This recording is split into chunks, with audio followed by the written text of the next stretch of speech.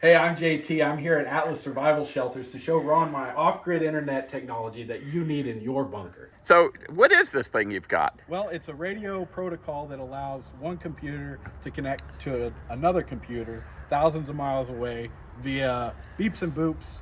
And you own the technology, you control it, and nobody can stop it. It's super, I call it grid down internet.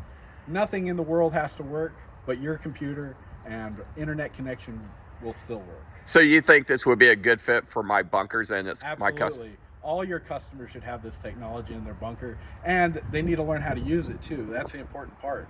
So this is new. You know, one thing I don't do at Atlas Survival Shelters, I don't sell the radio. So I like it when guys like this come by. Let's go see what he's got. All right, so what do you do here? You set some stuff up on your truck? Yeah, this is a pretty simple setup. And why I have it set up on the truck is to show you how simple it is. We've got the computer, the radio, the coax cable, and the antenna here. And that antenna, you ran that up before you got here? Yep, I set it up when I pulled into the parking lot. Oh, cool. So that's set up on 40 meters, and it's been running the whole time I've been inside while we've been chatting. And you think, oh, it's the radio. It came, it went, it's gone forever now. We're never going to know what just happened that 30 minutes we're inside talking. So what's the purpose of your system? The purpose is you can have this radio run 24 hours a day with your computer. You don't have to monitor it, and you never miss a transmission. You can go back and see who's available to talk to. We've got all these call signs here that we know are active and have a station up and running that our computer is connected with. And this is for computers or for ham radio operators? In this configuration now requires a license to operate. We're on 40 meters ham radio band. With a few quick changes, no license required. We're on 11 meters, so anybody can use it. And we've got more people on 40 meters today than on 11 meters. Is why I have it set up on the ham radio band. So did you say that a computer can run on a radio signal? Think of the radio as an old school dial-up modem. It makes beeps and boops that are sent over the airwaves, received by another radio, and sent to the computer and translated into text on the screen. That text can be text that controls programs, that can be typed out messages, keyboard to keyboard communication. Most of the work that this program does is automatic, meaning you're not at the computer, it's doing the work while you're away from the system. So when you're away from the system here, the computer is recording all the transmissions. You're never going to miss anything. You can come back and look at this stuff anytime. It's saved in perpetuity. Who's sending out these signals? These are other stations that are already operational on this network. Really? Yeah. So if we can get a bunch of preppers on the same network. They're already on. They're already on. Preppers are using this technology. You can do all this yourself. However, it's complicated. It's tough to learn. The software is not intuitive. And with a guy like me and Ron, we can get you set up so that it's ready to rock. It's turnkey. You turn it on and it's good to go. You don't need to know how to set up an antenna. You don't need to know how to pick the right coax cable. You don't need to know how to make sure HamLib installs properly. My goal is to get this installed on as many non-radio nerds bunkers as possible. They need this technology. It's far better than just the little shortwave radio where all you can do is listen. These are great. They're good entertainment. I've lived in the woods for months and months on end as a hunting guide, as a raft guide, and out in wilderness therapy, and nothing beats a radio in the woods when you've got no electricity.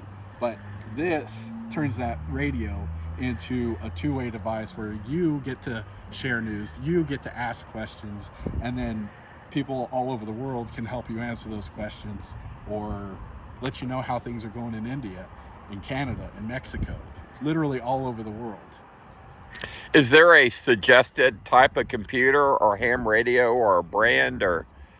That's where a guy like me would come in. You've got to be a real radio nerd to pick out each component to fit your situation. This is ICOM 7300. It's a $1,200 radio. Some people can't afford that. Come back here, Ron, I'll show you.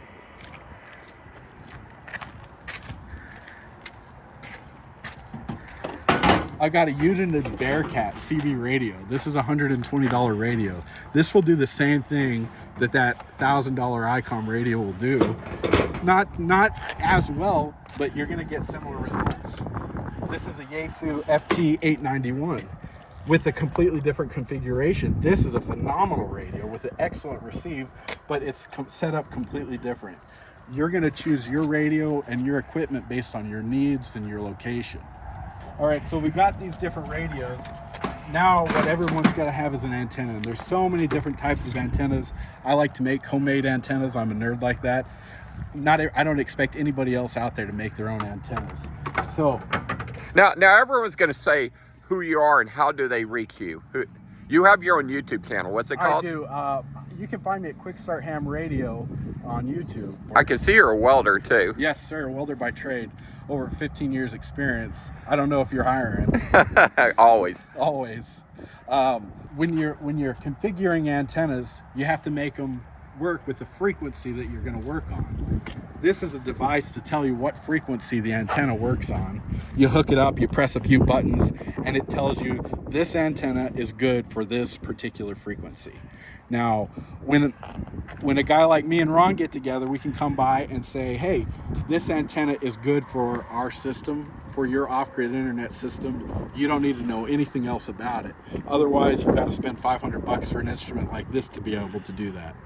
Where do you get something like that? dxengineering.com. Okay. They're based out of their RF technology company in Nevada.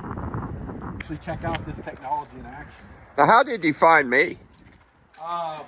You emailed me, well, rather Indeed's emailed me about a welding job.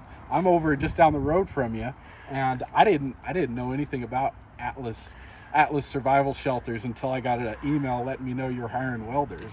And I thought, you know, Ron needs to know about this technology. Well, I think everybody needs to know about it. Does this screen show up on? No, it's not. It's not going. No. I don't think so. Yeah. Well, hold on. No, it's not really showing up. Yeah. Okay. All right. That noise right there was a transmission coming in.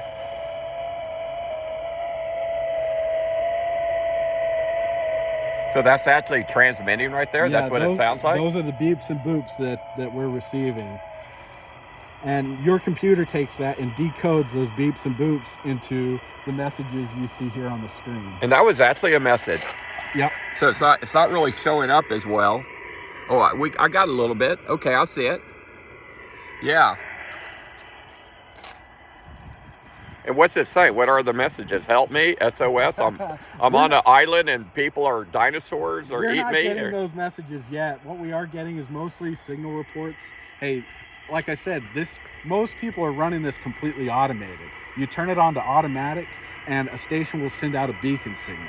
And every station that hears that beacon signal will respond with a signal report.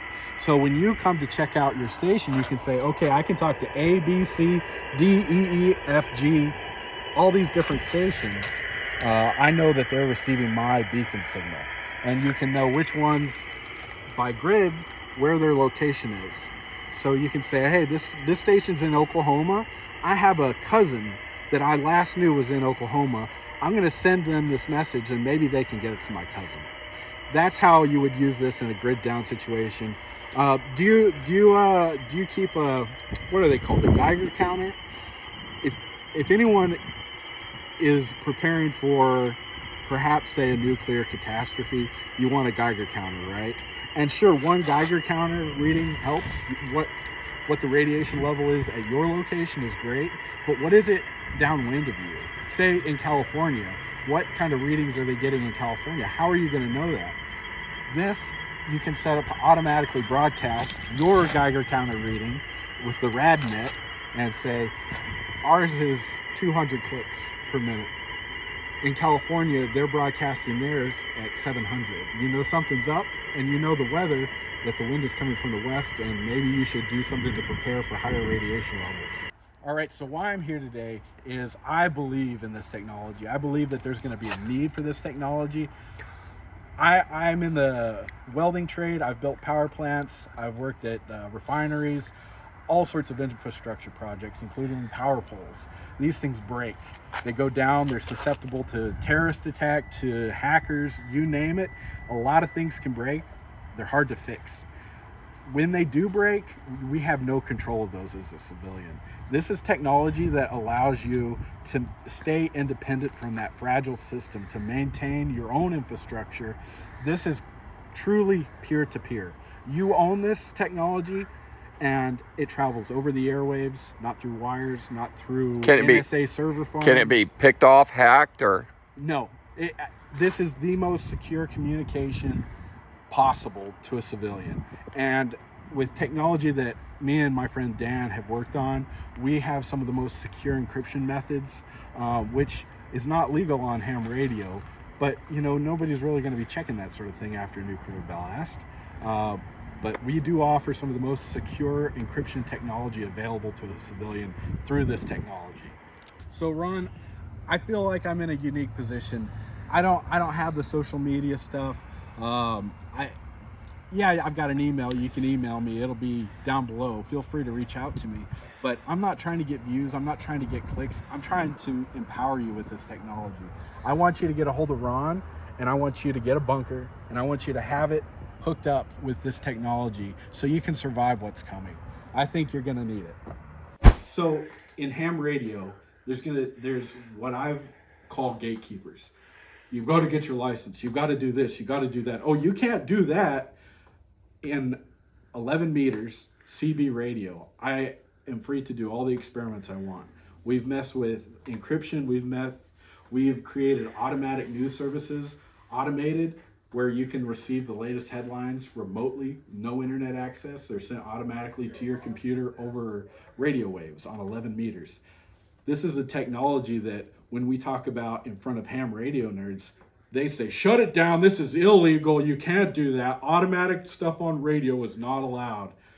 We're pushing the envelope with this technology on 11 meters because we've been welcomed there. In Europe, there's tons of stations on using JS8 call and other radio protocols to communicate, because the power limit is so low in Europe that they can't have big stations with amplifiers. They have to use this radio encoded technology if they want an efficient station that can reach all the way around the world.